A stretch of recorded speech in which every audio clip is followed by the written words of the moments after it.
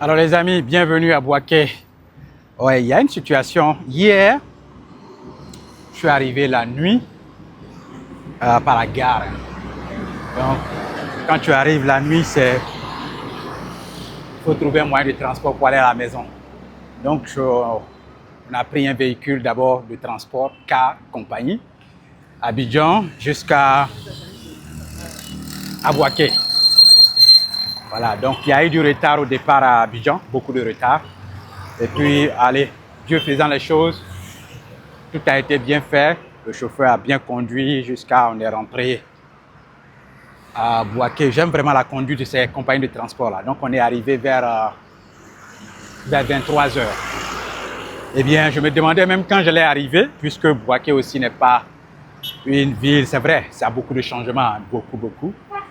Pas une ville aussi comme Abidjan, mais je me suis dit, ok, quand je vais arriver là, est-ce que vu le secteur, puisque c'est un nouveau quartier, est-ce que j'aurai vraiment un véhicule pour aller à la maison? Effectivement, quand je suis arrivé, je sors de la gare et puis, allez, il y a un véhicule taxi qui vient de passer comme ça, arrive.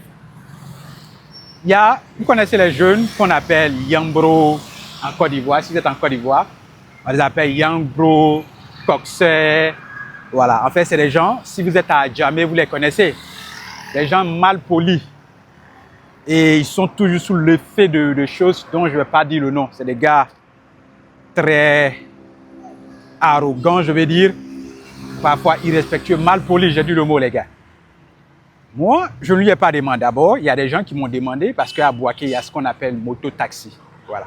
Si vous êtes à Bouaké, comprenez qu'il y a ce qu'on appelle les moto-taxi. Donc, quand vous arrivez, c'est sûrement ceux-là qui vont vous prendre. Ceux qui sont montés à moto. Moi, quand j'ai mes connaissances qui viennent toujours à Bouaké, j'ai dit, hey, si tu vas à Bouaké, là, ne prends pas de moto-taxi. Voilà. Pas que je suis en train de les dénigrer, mais moi, je ne prends pas ces gars-là. C'est clair. Donc, je lui dis, OK. Il y a un qui m'a arrêté d'abord. Il dit, non, je ne vais pas dans ce sens-là. C'est pas là-bas que je vais.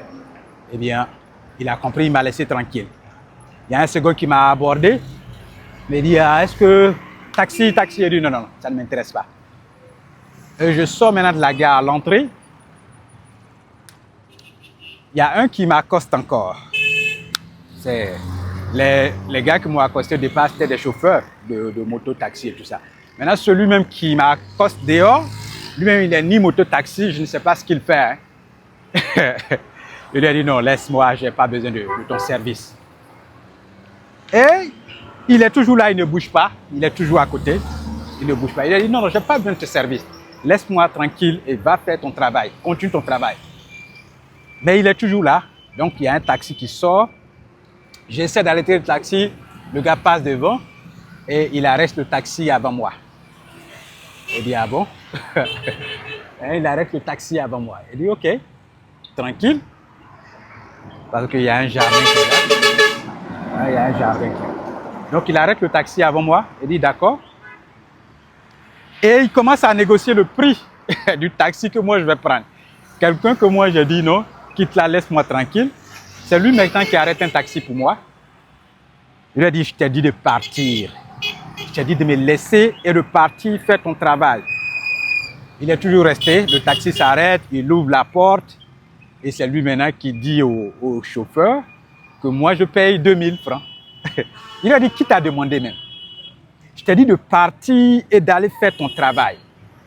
Tu ne sais pas d'où je viens et je ne t'ai pas donné rendez-vous. Quitte là et va-t'en. En fait, c'est les gars, ils sont toujours sur des stupéfiants. Je ne vais pas dire les noms de ces choses-là. Nous sommes sur un réseau social et il y a des mots qu'on ne peut pas dire pour community guidelines. Mais il s'est entêté. Il a fait ce qu'il voulait faire. Il a ouvert la porte avant, la portière avant. Je suis rentré, je suis assis. Il a dit, il faut partir. Le chauffeur aussi a compris le sens de ce que je voulais dire. Il a dit, OK, montez, on va quitter ici. Là, on va aller négocier, on va aller discuter devant. En fait, avec le chauffeur, j'étais en train de négocier le prix. Voilà, il a dit, montez, on va aller s'entendre devant. Donc, effectivement, j'ai écouté le chauffeur, je suis monté. Arrivé devant, on s'est entendu sur le coup. Effectivement, c'est les gars qui agacent tout le monde. Et c'est les gars qui pensent que comme ça, ils ont un emploi, en fait. C'est ce qu'ils pensent. je ne sais pas si vous pensez que ces gars ont de l'emploi. Yambro, Coxer, je ne sais pas. Moi, pour moi, ce n'est pas de l'emploi. Voilà, en fait, c'est de la paresse. Et le chauffeur a complété pour dire, en fait, c'est des gars, moi, je ne m'accroche pas avec eux.